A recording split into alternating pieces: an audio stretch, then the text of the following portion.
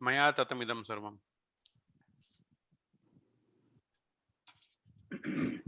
Hello. Next one. Sundariji. Okay.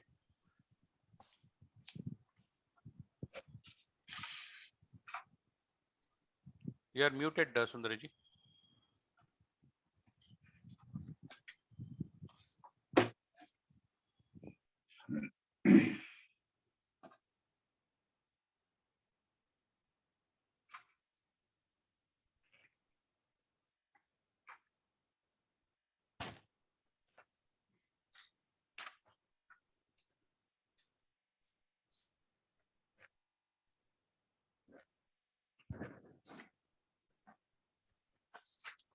Sundariji, you are muted. Please unmute and. Sorry, I just joined late. I didn't understand what you are asking. Can you repeat the question, please? Number 4. Number 4. Yeah, chapter 9, number, I think verse numbers 4 to 6 you have to chant. Is it 4th shloka? No, we can't hear you, Sundariji. One Yeah, minute. yeah. Yeah, Shlokas, fourth shloka. fourth Sundari. shloka. 4 to 6. 4, 5, Can you hear me now? Yes. Maya Maybe she has some tatamidam audio problem. sarvam Vijayji, jagat can you put next one? sarvyaktam murtina Maybe she will come mastani back later. sarva bhutani nachaham teshvastitah. Sundariji, go up to 9.6. Oh, okay. Nacha mastani bhutani Vijay? pashyame yogaishwaram. We can hear Sundariji. Huh? No, we can hear you. Satishji is not able to hear you, I think. Oh, Wait. Satishji, we can hear Sundariji. I think he's not able to hear anyone. Oh, yeah. Okay. Maybe I have some problem here. Go ahead. Yeah, go ahead, Sundariji. 9.5. nacha mastani bhutani pashyame yogamaishwaram bhuta brahna cha bhutastah mamatma bhuta bhavanah yata kaschastita Yata kashastito nityam. yatakaashastito nityam vayu sarvatra go makan tata sarvani bhutani masta nityapadaraya. Okay, three more. 4 to 10. Sarva bhutani. Sarva bhutani kaunteya prakritim yanti mamikam kalpakshaya punastani kalpadau visrujamyaham prakritim swama astabhyah visrujani punah bhutagramam ivam krishnam avastam prakrutervasat nacha mam tani karmani Nibadhanti. nibandanti dhananjaya Nibadhanti dhananjaya. nibandanti dhananjaya udasinavam asaktam tesu karmasu mayadhyakshena prakritihi mayadhyakshena prakritihi suyate sacharacharam hetuna nena kaunteya jagat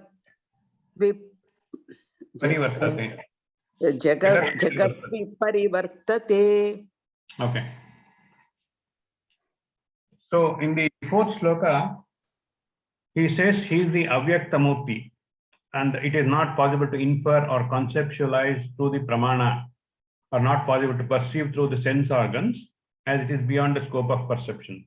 So that's what is avyakta is talked about.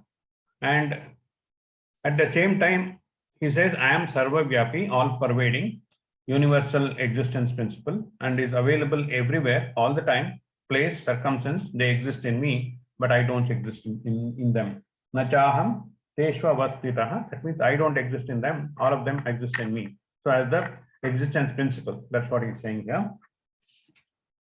And the next sloka is somewhat like he says, Nachamastani Bhutani Pashyame. He's talking about his own power, Aishwari Shakti here. Bhuta, and I help create everything, and all those Mamatma Bhuta Bhavanaha. So I am not the Bhutastha, but I am the Bhuta Brut. That's the meaning. We'll discuss this in the satsang here, more about it. And Yata Akasha Pito Nityam Vayu Sarvagat. So here it's talking of the Akasha. Akasha is a Avakasha Pradatru. It provides a space for everything. So like this, Vayu is also in the Akasha. So Tata Sarvani Bhutani, and like all the Bhutas, they exist in me. So consider like that. Sarva Bhutani Kaunteya Prakritim Yanti Mamikam Kalpakshaye. So I am going to create like the Kalpas Adi and the end. I am going to recreate like there is a Niyamaka and Niyati. The Niyati is the principle, and I am the Niyamaka. I am going to create everything as resolve everything at the Laya time and create at the start of the Adi, Kalpa Adi.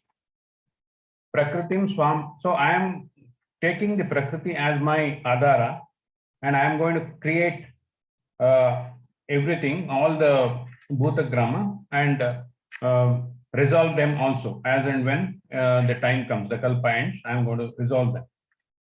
Nachamam Tani Karmani. So, but I am not bound by any of these karmas. Whether I create or dissolve, I am not bound by any of this resolution or dissolution.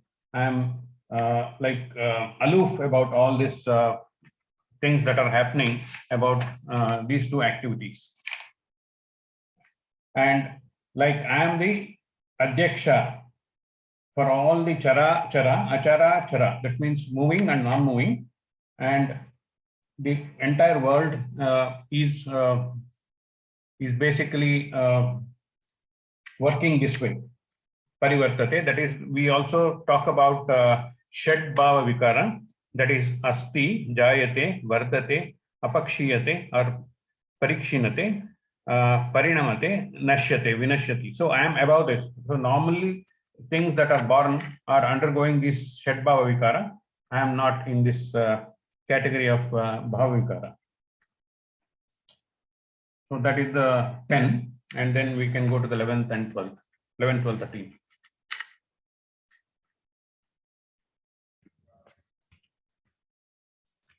Avajananti mam mudhaha manushim tanumashritam param.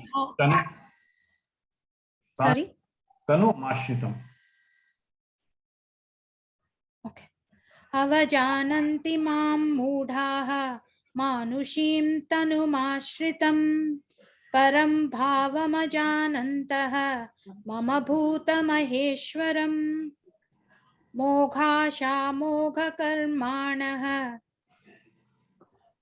मोघज्ञानविचेतसः राक्षसीमासुरीं चैव प्रकृतिं मोहिनीं श्रिताः महात्मानस्तु मां पार्थ दैवीं प्रकृतिमाश्रिताः भजन्त्यनन्यमनसः ज्ञात्वा भूतादिमव्ययम्. Should I continue? Or? Yeah, that's it. We will talk on next one. Okay, 11 to 13, I'll explain and then we'll. So he says, I am the Nitya Shuddha Swarupa and I am the Atma in all. Such an idea is not understood by most people, and they are filled with Asuri Sampat, and they bring disharmony and set up fights among themselves. So those who can be referred as Mahatmas think I am Bhagwan as the principle, Bhagwan in the principle, cause of all beings, and with imbibing Daivi Sampat, worship me along. That is how it is in the 11th and 12th I described.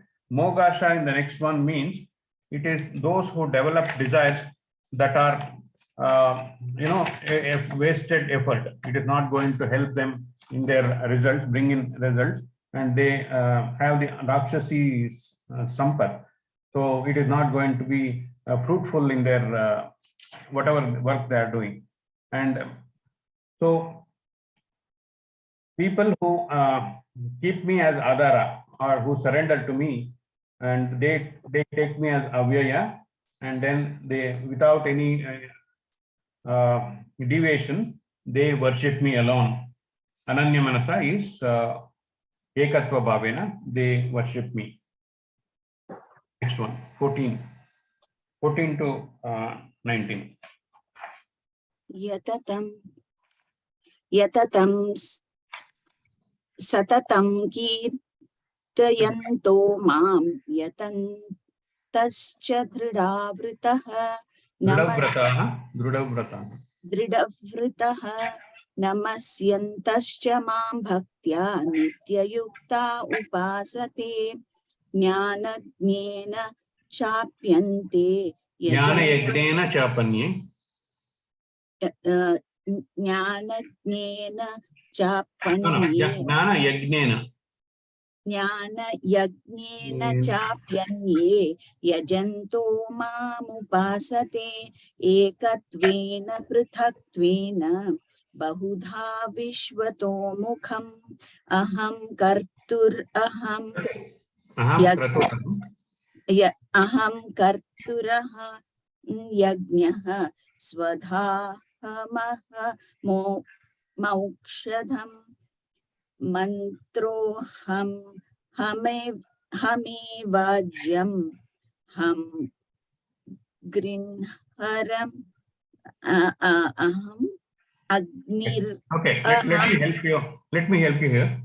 Yeah. So, aham, there are so many ahams here. Aham kraturaham, yajnaha, swadaham, aham aushadam, mantroham, aham evajyam, aham agnim, raham putam. So there are so many ahams, you have to take it into consideration. Yeah.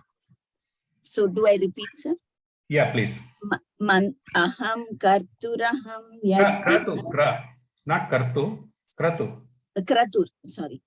Aham kraturaham yajnaha swadhaham aham aushadham mantroham ahame vajyam aham agniraham bhutam pitahamasya jagato mata pitahamasya jagato mata data pitamaha Vedyam pavitramokara raksamayajura evacha gatir bharta prabhu sakshi nivasaha sharanam suhrita prabhavaha pralayah sthanam nidhanam bijamavyayam tapamyaham aham varsham Nirgrihnaham.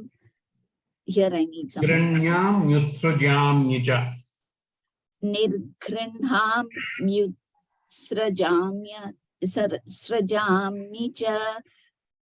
amritam chaiva mrityuscha sadaschaham arjuna. Trividya. Last one. It's okay. Last one. 19 yeah. Okay. Trividya. No, it's okay. Next one. We'll talk about this. Yes. Satish ji, when you speak, a lot of echo comes.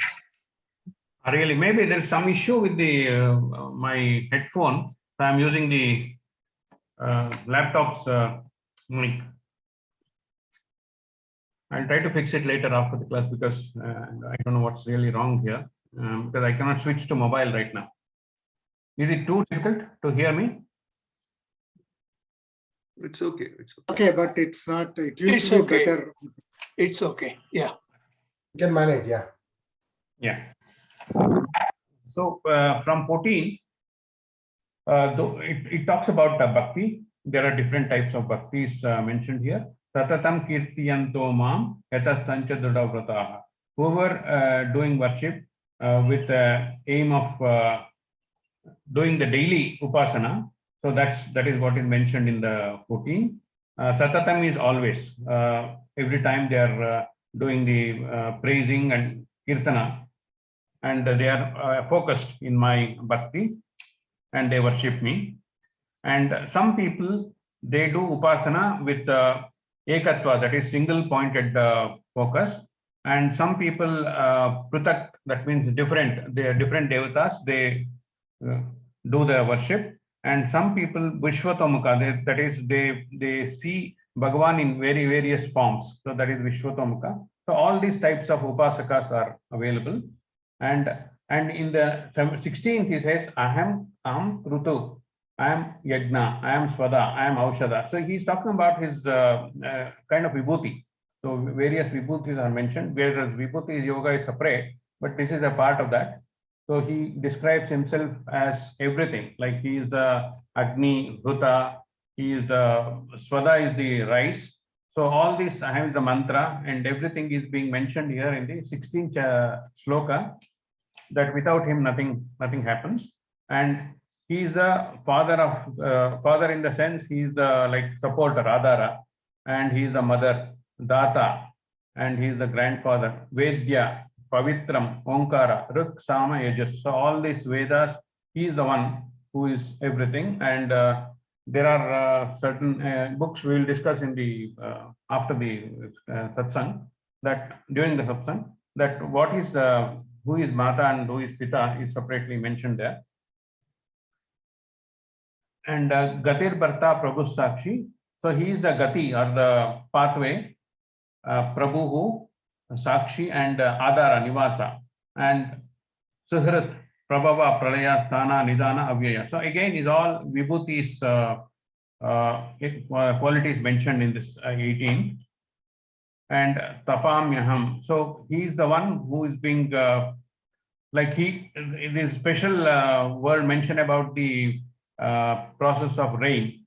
So he takes the water from the like oceans, take it away, and then he releases at the right time. And he is the Amrita, and he is existing principle and non-existing principle. Sad Asad, both are him only. So that is what mentioned in the 19th. Okay, 20 to 25, please.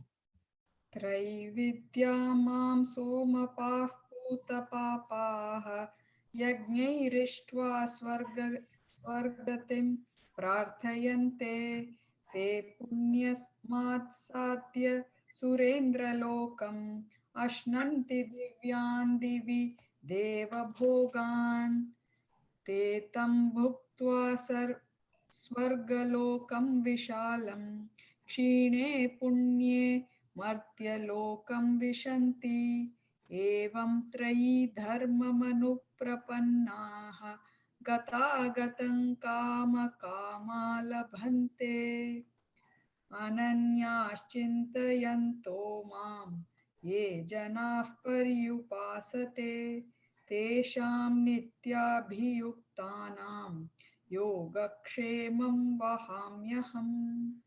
Yepyanyadevata Bhaktaha Yajante Shraddhayanvitaha Tepi Mameva Kaunteya Yajantya Vidhit Purvakam Aham Hi Sarva Yajnanam Bhokta Cha Prabhureva Cha Natu mam abhijananti tatvenatascha tatvenatashyate yanti deva vrata devan pitrun yanti pitrvrataha bhutani yanti bhutejyaha yanti madhyajinopi mam. Okay, that's all. Meera, just a question. Did Rekumaji stop at 25 or did he go above this? 23 he stopped. Yeah, he stopped at 23. So he was doing 23, is it? Yeah. We didn't do 23. Okay, so we will review this and then Rekumaji, when he comes back, continue this. So, and 20 says, like in this manner, they don't understand with Swarga as end results. They perform Vedokta Karma, gain Swarga. Once their Punya ends, they return back to Mrityuloka or Manushya-loka. Those who serve me with Nishkama Bhakti, I ensure to take care of their possessions, safeguard their interests. So that is Yoga Kshema Mahamyam. That is the meaning here. With Sakama and Nishkama Bhaktas, worship me only, because all offerings through Devatas I receive. For Sakama Bhaktas do not understand or get the real Swarupa Gnana, they are denied the Paramagati. As Bhagavan, they are forced to return to Samsara Loka. Those who worship Indra, Adi Devatas, Agni, others, Pitru Devatas, Matru Devatas will get the benefit through their prayer from such Devatas. However, those who worship me and serve me, they get me alone. In this manner, it is not very strenuous or difficult. So that's what it's about 20 to 25. So it's open now for discussion. And Meera ji, if you want to summarize from other aspects like what Vikmar ji, you can go ahead. Meanwhile, we'll take some questions later. Yeah, I will try to the best of my ability. This chapter also is very important, as important as the 7th chapter, because this also talks about upasana. This is my personal understanding, keeping in mind the teachings of Guruji and Paramarthananda ji and few other Advaitins. So in this chapter, the name of the chapter is Raja Vidya Raja Guhya, because it indicates that it is one of the topmost, the most important knowledge which we can attain. And Raja Guhya, because it's one of the most secretive. So it's sacred and secret. So that makes this chapter very important, and that's how it gets its name. First 3 shlokas are all about glorifying, Krishna is glorifying the topic by saying it's Raja Vidya, Raja Guhya, and the knowledge by itself, and qualifications for this pursuit. What are the qualifications a person should have in order to pursue this knowledge? And the main purpose of this teaching is to qualify a person to attain this knowledge, because of ignorance, we are all not qualified. So not that we don't have, because it's our true nature. We don't have to attain it by going somewhere or achieving something. But he is also trying to say that because of ignorance, we are not able to perceive it. So what are the qualifications one has to look for and attain before realizing his own self, so that it becomes very easy to realize one's own self. So for this, he introduces, similar to the 7th chapter, he's introducing some of his attributes and some of his, his nature, basically, for us to understand. I feel personally it is to make us more serious about the upasana, because this is how one can actually overcome ignorance, because as Krishna is mentioning, this ignorance, I remember Jaykumarji also quoting an example of when people ask when did this all start, what is the cause for ignorance? It's a baseless question, because when you don't know French, you go and get the knowledge of French. So you can't ask like from when you did not know French. Only when you start understanding that you need to learn that for some reason, then you learn, and not that French was not there, not that the knowledge was not there, you only came to know at that particular point of time, and then you pursue to understand more about it. This was the example quoted. I'm just trying to recall what the teachings were during the session. And then next, and there are few aspects what Krishna is trying to say is Kevala. One of the words what he uses is non-dual. So this knowledge is non-dual, his nature is non-dual. So Kevala, Asanga, not attached. He is not attached to anything. These are important words which came to my mind. And Akarta and Abhokta, which is very important, which makes one free. So the nature of Lord is Akarta, he doesn't have Kartrutvam, and he is not the Bhokta also. These qualities are mentioned in From 9.4 to 9.10, 9.4 to 6, it is nature revealed.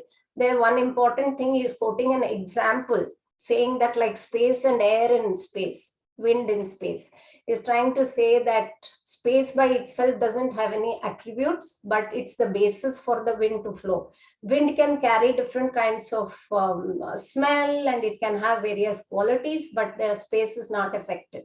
This is one of the examples he's quoting. And then 9.11, he talks about the cause, and he says it is bondage. And as I was mentioning, quoting from Guruji's lectures, that it is caused due to fundamental ignorance. And what is this ignorance? Identifying oneself with lot of names and forms. So here lot of explanation on pot and clay, and discussions went on regarding pot and clay. So it's easy to understand in that through that example. And then just as the clay is there and the pot, you can have different shapes, forms of the pot. Similarly, Lord is all pervasive. It is, then again, the karanam, upadana, vivarta karanam, everything was explained. And then it's displayed in different forms, and we are just stuck to the forms and names. So we are not able to divert our attention towards the self, which is that formless and which is beyond names and forms. That is what is the upasana maybe we can focus on. And then 9.12 is again, ignorance is universal. And Paramarthananda ji quotes about atheists and theists. He says atheists, they don't accept it, or they are ignorant because they are so engrossed in samsara. So they do not attempt to get rid of it. So that is the reason they are not aware. They do not attempt to get rid. And so they don't have questions. They don't inquire. So they are caught in this samsara sagara. Whereas Krishna says, atheists, and at the same time, atheists, they take up to evil ways by their instincts and waste their precious life. So that is what is quoted between 9 to 11. And then from 13 to 14, he talks about some noble people, the real upasana part, who can recognize this bondage, and then they worship Lord, that is, they seek me or him, whatever, and to get out of him and me is in terms of non-dual and dual. So if you look at him as something external, then it is seek bhakti in the form of Saguna Brahman, Saguna Ishvara, and who see Krishna in oneself as one's own nature, that is non-dualism. So this is what Krishna tries to say in terms of upasana. Also, you have upasakas having bhakti in various, bhakti is displayed in various forms, and Krishna mentions that devotees worship him in various ways as identical. This important shloka, which Guruji spent a lot of time on, was this Jnana Yajnena Chapyanye, 9.15, 9.15, where there are 3 types of upasanas which upasakas take up to. This it can be Jnana Yajna, like people are in the pursuit of knowledge, of understanding the self, and it can be like Ekatvena. So there are 2 interpretations to it. Ekatvena is looking as one form of God, like it can be anything, or idol, or a tree can be a god, or animal can be a god. So it can be Ekatvena. Prutatvena, again, it can be like, different forms. What I was trying to say is different forms of God. And Vishwatomukam is the entire universe is God, and oneself as the self as the God itself. So this Ekatvena can be non-dualism, Pritatvena can be looking at God in various forms, and then Vishwatomukam looking the entire creation as God itself. So this can be the various upasanas. Or in terms of Advaita, it can be Ekameva Advitiyam, the attitude shift, where the person knows already everything is God and looks at the entire thing as the a projection of himself. That can also be another upasana. It is, I think, various stages of the bhakta. This is one of the important shlokas what Guruji was emphasizing on. I mean, he was giving two different interpretations to it. One in the form of a bhakta who takes the different forms as God and has bhakti, like you have a saguna upasana where you have an idol and you worship, or it can be like the entire world as Vishwatomukam and worship the Lord as the entire creation as one, or the self, which is not different from the Lord. So these are the three kinds of bhaktas also based on their upasanas. Or it can be from already the person knows that everything, he has the knowledge of Advaita and he knows that he is not a jnani, he knows that everything is an extension of the Lord himself. So he takes everything as Lord, whatever he sees, whatever he feels, everything is the Lord, and he does as upasana. So these are the two interpretations. And then comes 9.20 to 29, though we have not covered. So 2, 3, we can take it till there. Bhagavan talks about two types of devotees, that is Sakama and Nishkama, which we have come across before, who seeks finite and infinite goal basically. Sakama Bhakta has finite goals, and Nishkama Bhakti is all about infinite goal, not goal. We cannot call it goal. It is infinite God himself, because goal cannot be infinite. So it can be only one, God himself. And then 9.20 and 21 is finite ends, even heaven is finite. So we have seen this in the previous chapters. And the Bhakta does all possible things to attain heaven. And 9.22, Lord is mentioning about the Jignasu also, who is inquiring and who is already knows that God is the end for him. His Yogakshema will be taken care of. Or it can be, in another interpretation, can be like he's a jnani. So he has the knowledge and he has attained his self. So God takes care of jnani because he doesn't have any other worldly pursuits, and he has to be taken care of by Lord himself. So Lord takes care of him, and the Jignasu, whose end is God, and his inquiry is begun, and for him the Lord takes care, so that his yoga and kshema is taken care of and he can continue his pursuit. So these are, I think, and finally to 9.23, he says when one seeks some finite goals through deities, they are basically seeking finite aspects from one infinite God alone. So he is talking about Anya Devata. So when one is seeking from different gods, finite goals, is saying it is all coming from that infinitude itself. So it is coming from me alone. So here Krishna is the infinite, that Brahman is the infinite. And from the infinite itself, everything is derived. So even if a person seeks finite goals through devatas, it is only coming through me. I am giving all this. And one more thing is, so all prayers also going to God. So one corollary you can take is you create an infinite God. So when you are seeking some finite goal, you create a finite God, because everything is Ishvara. So these are the important things I think Guruji discussed in class. If I missed out, friends can please help me out with this. So thank you so much, Satish.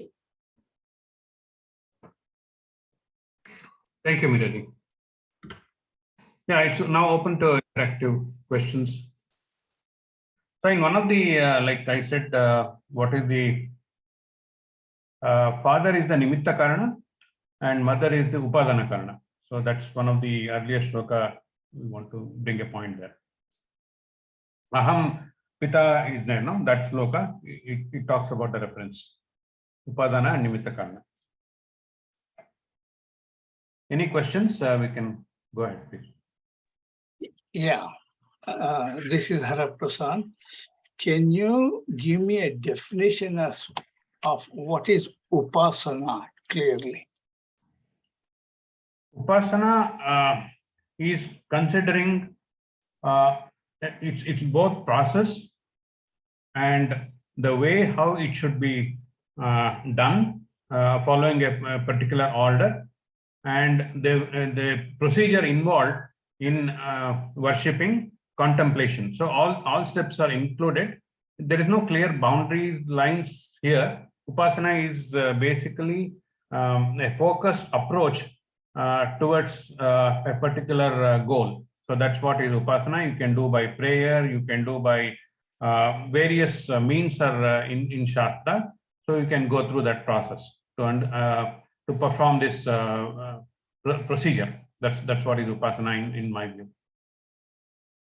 Both Dvaita and Advaita say, I mean, the Upasana they each group does is in effect the same. Yeah, in Dvaita, the Upasaka and Upasya, they are always different. That is, Upasya is the one like Bhagavan, Upasaka is the person. So they have the Dvaita Bhava, they have two different entities, and I am worshipping a person, a Devata called worshipped. So that's always a Dvaita Bhava exists. In Advaita Bhava, you worship that entity, Atma, as nothing different from Bhagavan. So that is the Advaita part. That's what I. That's not my question. The Upasana in these two different sects leads to the same. Well, it depends. It depends. Because Dvaita is always like limiting factor. The two are separate. Always they are separate. Like Upasya and Upasaka, forever they remain separate. So they may not always end up in the same result. That's what my view is. Can I add some points? Yeah. Prasad-ji?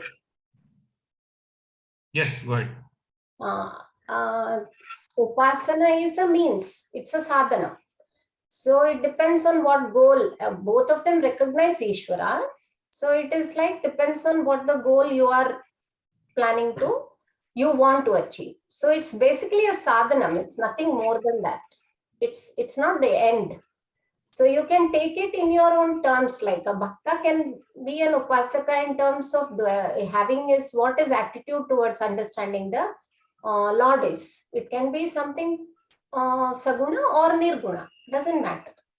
It's just upasana means basically a means to attain something. That's the upasana. Here in this aspect, it is the Lord. It's a sadhana. Does that answer your question? You are muted. The meaning of Upasana is sitting nearby. Okay. So I was trying to correlate that kind of a meaning to the whole thing. Yeah. Okay. Upa means to near. Yeah. So it is sadhana. It's basically I've understood, I've recognized. So I'm going closer to that understanding. That's all. Similar to Upanishad. Yeah. Yeah. So that is I think I agree with Harish Prasad ji, because Upasana means like if you are following the Advaita thing, you and God are same, or Atma same, similar. So you are praying to God, or you are doing propitiation when he is very situated, very close to you. Whereas in Dvaita, I understood was Ishvara is remote. Yeah, that's what is aparoksha, I said, no? Aparoksha is that. Aparoksha. That's aparoksha. Yeah, that's what I understood, because Upasana means something situated close. But then if you ask Dvaitis, they also call it Upasana only, no? Because I don't know what their explanation is. So I cannot say that. Basically, for them, God is near as we think the self is God. For them, because this is in similar to what we are learning in Kathopanishad, where also Upanishad, all the definition is something close. Upa is close. The Bhakta always feels that he is close to God, whether the God is inside or outside. So I don't know. I mean, we say somewhere else, in another heaven, I don't know. Are we close? I don't know. I think that is because we think in terms of time, space, object. But actually, when you go deep into it, time, space, object is not the, it's not the criteria.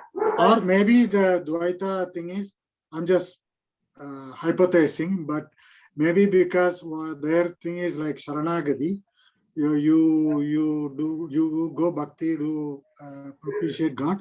Eventually, you reach Him and mingle with Him. That could be a methodology or to go and reach the God. That could be the reason. That could be an explanation for upasana. I don't know. I'm just. Both are Ananya Bhaktas only. For them, everything is God as the goal. No, even in Dvaita, if moksha is a distant this thing, the bhakta still feels very close now because he engages in a conversation. So he's able to communicate without mobile. No, but communication need not be nearby. So distance doesn't matter. Yeah, I mean that isn't is the thing. Doesn't matter. Destination doesn't matter. I think I thought the way, maybe wrong, but the way I understood based on all this discussion so far or learning so far is that in Advaita, eventually we consider, that's what Jayakumarji kept saying, that it is a paradigm shift in our thinking, right? So we are trying to make ourselves similar to God or part of God in this life, and that's why I thought this is a course to make that happen. Yeah, it's Brahmaikyatva, Atmaikyatva. Those are the aspects. Upasana is a course or a tool or whatever you want to call it to make that happen. So my understanding was slightly slightly different in the sense that in Advaita, you are already part of it. It is the unraveling of that. Yeah, right. But yeah, well, that is still you are unknown. You are. Right. Whereas in Dvaita, like Jayakumarji said, everybody is born as a Dvaita. Correct. Everybody born. Nobody is born as an Advaita, right? So everybody that way, everybody has knowledge, whether Dvaita or Advaita, knowledge is already there. Only the unraveling of knowledge by removing ignorance. Either way. But I have heard some of the Vaishnavas and all, they treat Krishna like he's there for lunch, giving him food. So that closeness is still for them, it's felt, right? Yeah, a lot of people do first prasadam to then only they have food, right? I mean, the fact offering. True. Whether Krishna or whoever, I mean. It's basically what I feel is we cannot relate because suddenly to shift the attitude paradigm from timeless, formless, it is difficult. So everything we look at in terms of times, form and object, space. So I think bhakti also has to start that way, and then only it will reveal that it is beyond time, space. So it has to start that way. Yeah, true. Natural progression. Easy to natural progression. It is easy to understand in terms of space time. There's some entity which is there as God, and I am different. Then it is easy to actually assimilate that I am not different with the teachings and all that. So, and even in Bhagavad Gita also, I think Krishna talks about first 6 chapters is the Tvam, then the Tat, and the last 6 chapters the. It's the natural progression which is happening in terms of understanding also. Both are finally one. Yeah. So maybe here and there are few terms to tell us like, okay, wait, this is not the ultimate, get back. So for us to say. Well, the best way to understand is in the Sushupti phase, somebody who is in Sushupti, that is deep sleep, so he has no attachment. There is no name to him attached during that time, no relationship, and as if nothing exists. So he is Satswarupa aspect, he is in the Sushupti. So that's one example God has given, like how you should experience even in real life.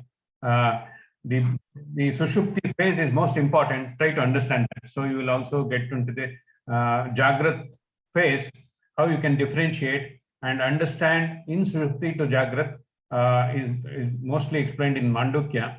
So when Guruji does probably in future, we don't know. So you will get to know more about it. I think that's the natural progression also. No, you can relate to some guru teaching a student about different, aspects of life. About if you see in Kathopanishad also, where he is asking for Swarga for his people, he is asking his father has to be in normal state, and he gets back all this in terms of Laukika Bhava only. And after that, only it moves to the next Jnana Yoga part. Similarly, if you see the learning of Upanishad also, it starts from Kathopanishad, where you can easily relate to, and then only you move to Mandukya and all that, which will explain the states of. The 12 mantras are extremely good. Yeah. And with Gaudapada Karikas, about 220 or something. So he explains 4 prakaranas. So that it's very good. Like people who get a chance. It's difficult to understand because it takes a lot of time. It needs a guru, definitely. It needs introspect and contemplate upon exactly to get out of time, space, and object understanding itself takes a lot of contemplation, because every time you're coming back to the same thought of space and time. Like there's something there and I am here. There's something there and I am here. This is always what happens. And only I think gradual progression, when you keep listening to these teachings, that's why I think the knowledge comes, because by ourselves to do it is difficult. So you have to, and that surrendering also is so important, which is mentioned in all the chapters. Who will surrender to me is basically, it's not like Krishna is glorifying himself and saying all of you have to be surrendering to me. It's not like that. Probably surrender to the fact that you are above time, space, and object, only then you'll get out of it. Otherwise it's not possible to get out of this understanding. The kind of thinking we all have is only getting back to the same thing, same questions. If you notice, it is the same thing. Do we have willpower, free will? We keep asking that, we keep asking that. So this is same is pot and clay. We keep asking that again and again till I think when that's why Upasana comes very handy, because the scriptures are saying, yes, there's something beyond, then it's easy to believe, okay, I'm in the right direction. There are people who have realized and they have said this. And now I understand, as we keep practicing, we understand, yes, there's something about to all this, because that's how we progress, I guess. Dhanyavadaha, Mahoday. Dhanyavad. So, is there any questions, or can we close it? No. I'd like to just share my thought on what he has asked. Okay. So basically, yeah. Within the time-space causation, as Meera mentioned, it's important that the first step is like to take care of the Chitta Malla, which is done through Karma Yoga. So the second step is where the Upasana part comes into picture, where Vikshepa, where it's a focus of the mind is the problem. So it's to bring the Ekagrata Chitta, you need to have the Upasana, which is again, it's a step going before to the Jnana part, where we take care of the third one, which is Jnana, which is beyond Nirguna Brahma, in order to understand Nirguna Brahma. But before that, Upasana is like which is related to the mind, right? Because we are talking about the upadhis of body and mind. So in order to cross over to the point of Nirguna Brahma, we'll have to work out during the within the realm of the Saguna Brahma level, which is like, that's why we do the to take care of Chittamala first by doing the Karma Yoga, and then come to the Upasana, where the Vikshepa is taken out, where we can have the focus of the mind. So Upasana is totally, well, the definition based on the Sanskrit is sitting near, but it is basically the mind which is taking care of the Ekagrata part of it. Can I say something? I think it is for Chitta Vishalata and Chitta Ekagrata. Upasana helps in that, I think. And it's also Chitta Shuddhi only, right? Yeah. It's also for Chitta Shuddhi only. Yeah. Your Upasana is also for that only.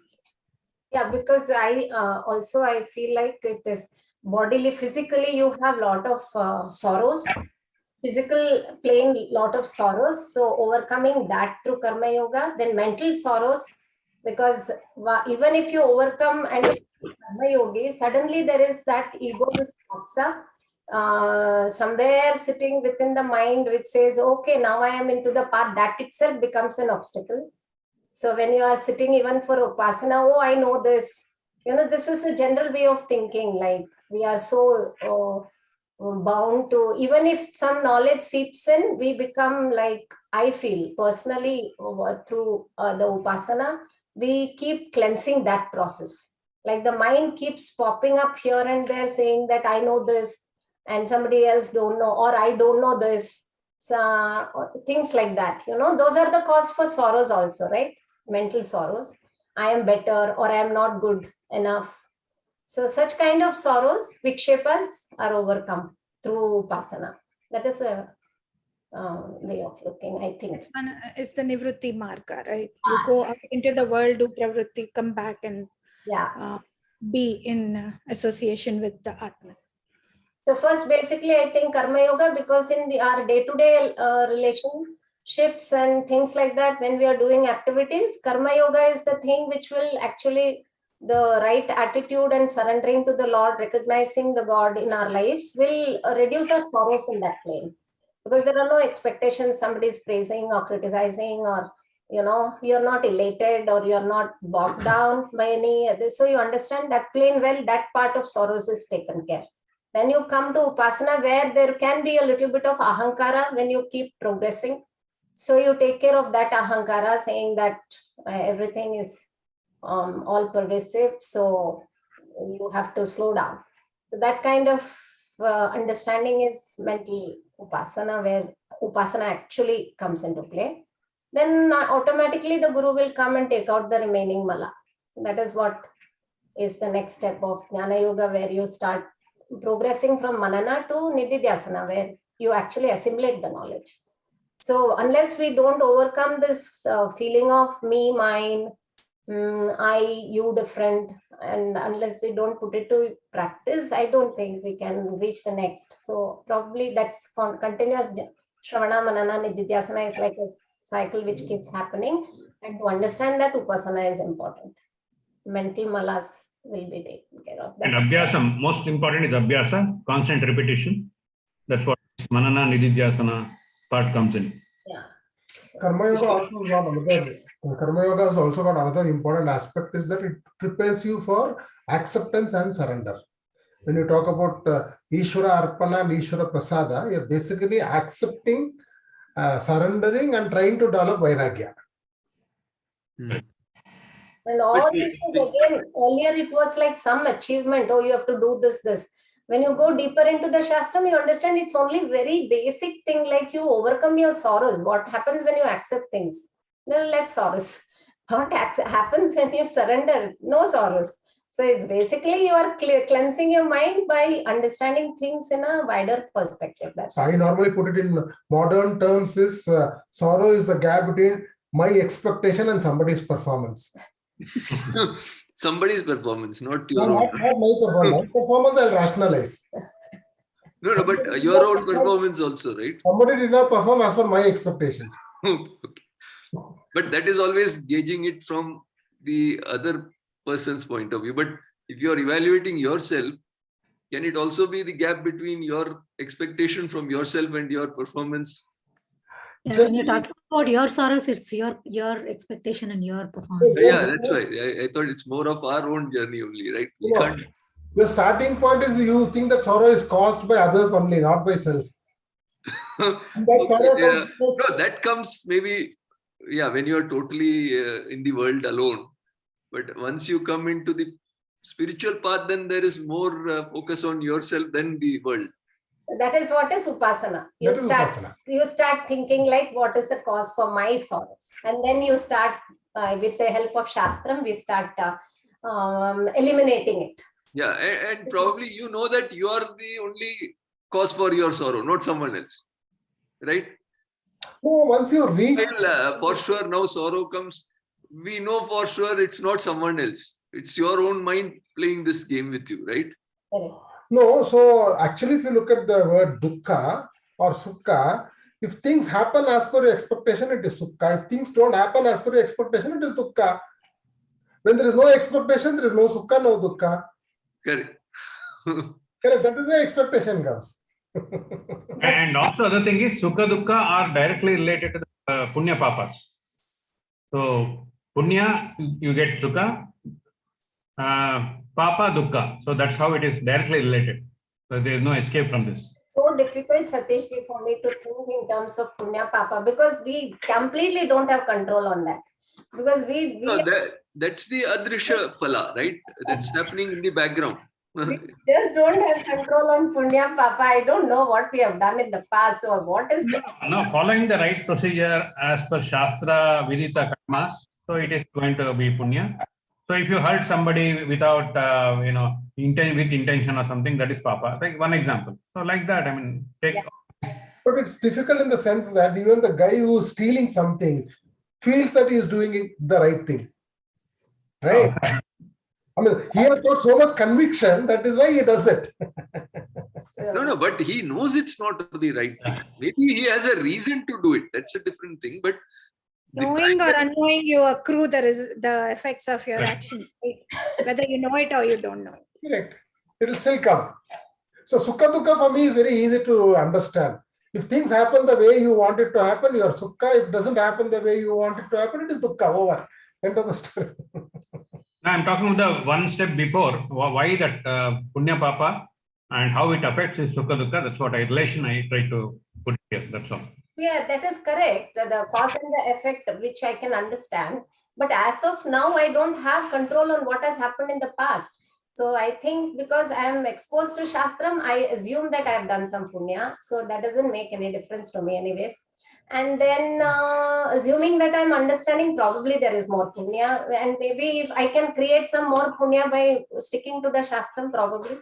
Like what? By heading in the right direction of gaining the knowledge, maybe. That is maybe. It seems to be in your hand. It actually, if you go deeper, it's not in your hand, I feel, again. So, but I think what Satish ji was mentioning, it's true that every moment of joy you experience in your life is because of some punya. All joys in your life or sukha that Narayan ji was saying is because of punya, and all dukkha that comes is because of some papa from past. But we think that it is our action that we did something that we are getting some joy out of whatever we have done. Again, what if you go deeper and think like, is it really happiness? It is really sorrow? No, that momentary pleasure, we can call it. So relative, right? Happiness and Yeah. sorrow relative, right? Yeah, Depending on your attitude, even that situation may not, I mean, you may not feel dukkha, right? If you are evolved enough, then you won't even feel the dukkha. I think Jaykumarji mentioned in one of the sessions that the concept of papa and punya becomes a shock absorber. Exactly, yeah. So you can rationalize, I am unhappy because of my papa. So that's a shock absorber. Probably when you start off, you have a knowledge of it, it will keep you going. Like, okay, it is all because of some cause and effect. So maybe I have a control on the cause now, which is going to appear as an effect later. So I mend my ways and probably go as per artha and dharma and all that. And then keep God as the goal. Maybe it will help in thinking that way. But then when you keep progressing, it's all relative. You start feeling at some point. It's all relative because it's I don't know how to explain. So it's all relative. That's all I can say. Vijayji, one question. Wednesday, so if Guruji is able to come, or we don't know what? Let's pray. Oh, yeah. Today's Sunday. I have so far not attained that level of predicting. No, I know, because if Wednesday is not able to make it, like since we have already covered the revision of 9 chapters. So Guruji will tell us what to do. Today he said. Go back from first to people who have missed, no, we'll go back from first chapter onwards. No, I need to prepare quite a lot. That's why. He will tell us. Maybe can also take over. Maybe, we have Vaidya ji, maybe we can plan for 6th chapter and 5th chapter. Whoever can plan, I guess. Each one of us can talk. It need not be only between Satish ji and me or somebody. All of you are so good at it. So maybe each chapter can be taken up by Vaidya ji or Bhagya ji or Sunita ji or Hariprasad ji. And your understanding about it, and we can have a discussion like this. That will be very. Meera ji already named a few enlightened people here. Oh, yeah, right. Even Vijay ji is there. I know each one of you I said to start. I'm just joking. But much to wish it, sir. So what happened is Jaykumarji's mother still not well. I know. I didn't Yeah, see that. she not critical, but she was not responding well. So he again took her to the hospital. So they will keep her under observation. So he had to stay there. So that's why he asked us to. I think Wednesday he should be back. If not, he'll guide us. He'll tell us what is to be done. We'll go as per what. We can suggest to Vijay ji, suggest to him if we can go back like from the 6th chapter, 5th chapter. Maybe 4, 5, 6 we can plan. We can plan that way and revise the chapters. Yeah. And maybe one of them can come prepared and others also can. Yeah, actually, he always wanted all of us to prepare the summary of every chapter that we have gone through, but we never took that initiative to do. Yeah. We can close it, please. So Vijay ji, I just wanted to say, this is a form of mananam that we are doing, you know. The reason I'm saying it's mananam is, you know, different points of view being expressed. And then someone, you know, in the group, you know, who is a little bit more knowledgeable, correcting, you know, the views. So that you know, the idea becomes clear in people's minds. So this is a good opportunity for us to reinforce what we have learned. Absolutely. That's why, yeah, even I call this a manana session only, actually. But then, okay, Guruji said go as per the chapter. So that's why. Yeah, it's a good exercise to. Okay. Sadhano gunaktu sadhuvidyam karvavahai tejasvinavadhitamastu mavidvishavahai Om Shanti Shanti Shanti Hari Om Shri Gurubhyo Namah Hari Om Tat Sat. Dhanyawad. Thank you. Thank you, Satish ji. Thank you, Father, Satish ji, Meera ji, everyone. Thank you. Thank you. Thank you, sir. Thank you, Satish.